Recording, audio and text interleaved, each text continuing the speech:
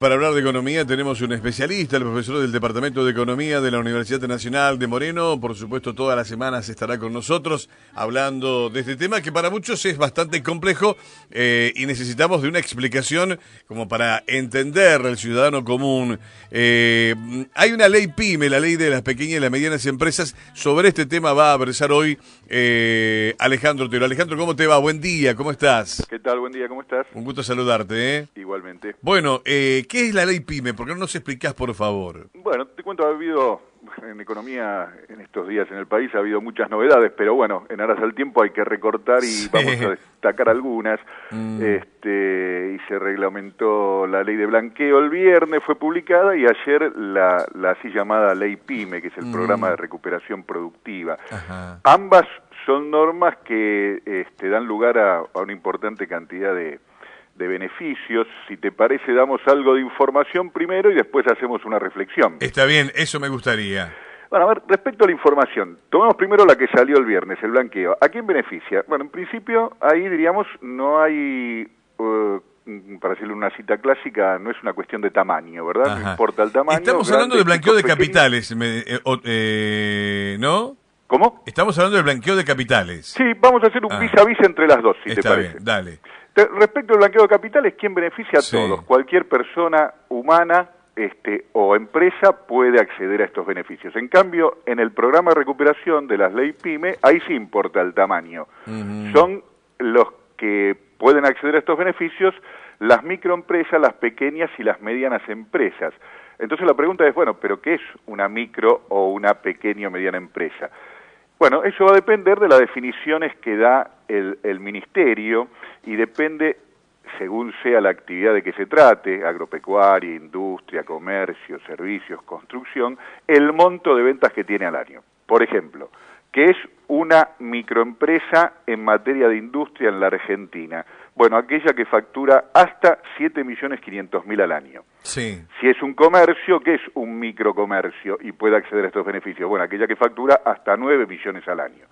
Y las medianas son las más grandes, las que facturan hasta 650 millones al año si son comercio y 540 millones al año si son industria. Entonces, esas son las que están alcanzadas por estos beneficios de la ley PYME. Veamos ahora entonces cuáles son los beneficios. Bueno, exactamente, pregunta que es inevitable en este caso. Exactamente. Primero, ley de blanqueo, ¿cuáles son los beneficios? Bueno, para las personas que exterioricen activos se liberan, para decirlo rápido, de todos los impuestos que debieron haber pagado en su momento y no lo hicieron, más las multas y sanciones que les pudieran corresponder. Aquellos que están dentro de la ley PYME, ¿qué beneficios tienen? Bueno, tienen beneficios muy importantes, destaquemos dos. Por un lado, en materia de subsidio a la nómina salarial. En tanto estas empresas estén en situación de crisis, así lo denuncien, se comprometan a un programa de mejora de esa situación y a no despedir personal, es decir, a mantener la nómina, el Estado les va a subsidiar hasta el salario mínimo vital y móvil de su dotación de trabajadores. Esto es un valor hoy de 6.810 pesos mensuales por trabajador, y en el caso de las microempresas, este valor se eleva hasta 10.215 por trabajador. Es decir, que tienen... Alejandro, ¿hay un cupo por cada empresa de cantidad de trabajadores? No. Hay un cupo global, eso, pero en principio las empresas que se comprometen acceden a esto. Y después tienen beneficios impositivos muy importantes. Por ejemplo, pueden el impuesto a los débitos y créditos bancarios, más conocido como impuesto al cheque, descargarlo completamente como pago a cuenta del impuesto a las ganancias. Si son empresas medianas, hasta el 50%. Pueden o quedan liberadas a partir del año que viene las que estaban alcanzadas por el impuesto a la ganancia mínima presunta. Pueden ingresar al tercer mes el vencimiento o los saldos que tengan respecto del impuesto al valor agregado, es decir, que ganan posibilidad de financiamiento, pueden descontar de manera acelerada las inversiones que hagan en el impuesto a las ganancias, en fin, pueden recuperar los saldos técnicos en el impuesto al valor agregado y tienen estabilidad fiscal por 2 años en la medida que adhieran las provincias, no se le puede incrementar la carga tributaria por nivel jurisdiccional, es decir, la carga tributaria nacional, la carga tributaria provincial y la municipal por los próximos 2 años, que este es un beneficio que tiene la minería desde hace muchísimos años y ahora se hace asimilable al caso de las pymes.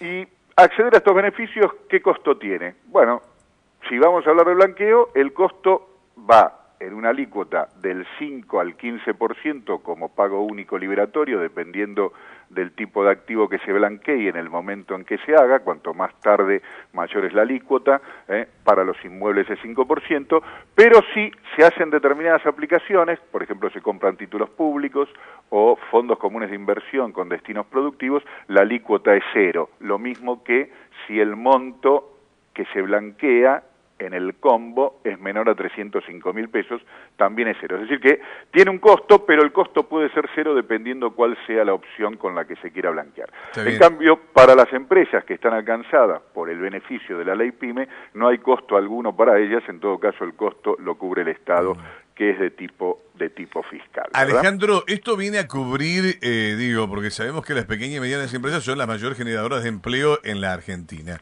Y están pasando por una situación bastante difícil.